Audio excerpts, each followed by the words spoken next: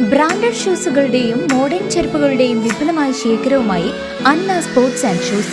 മിതമായ നിരക്കിൽ പാദരക്ഷകളും ബാഗുകളും ലഭിക്കുന്ന ചേലക്കരയുടെ ഏക സ്ഥാപനം Anna sports and shoes, opposite Canara bank, main road, Chelakkara. മുഖംമൂടി വിവാദം. വടക്കാഞ്ചേരിയിൽ വീണ്ടും സംഘർഷം.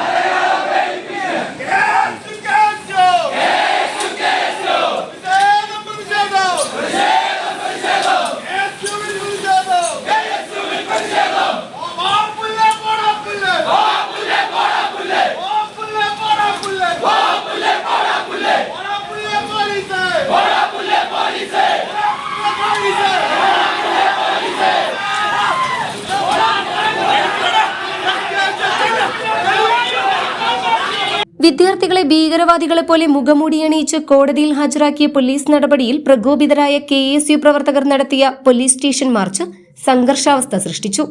പ്രതിഷേധക്കാരെ നേരിടാൻ പോലീസ് ജലപീരങ്കിയടക്കമുള്ള സന്നാഹങ്ങൾ ഒരുക്കിയതോടെ വടക്കാഞ്ചേരി യുദ്ധക്കളത്തിന് സമാനമായ അന്തരീക്ഷമായി.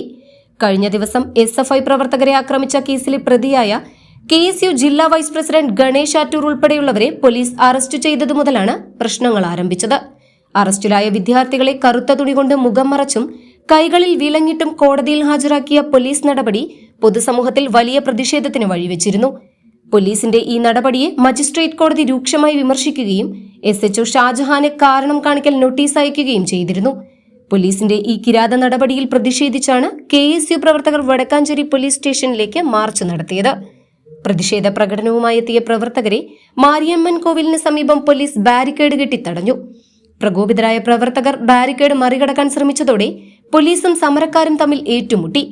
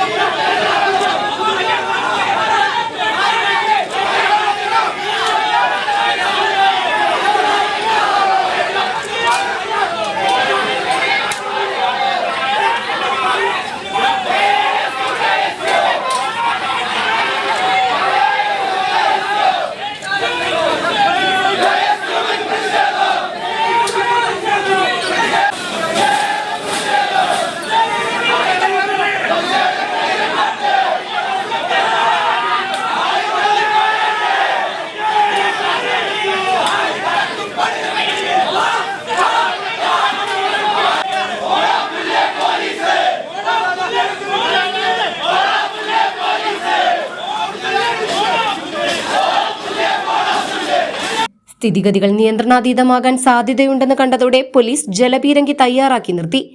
പിന്നീട് പ്രവർത്തകർ പിരിഞ്ഞുപോയതോടെ സംഘർഷാവസ്ഥ അയഞ്ഞു.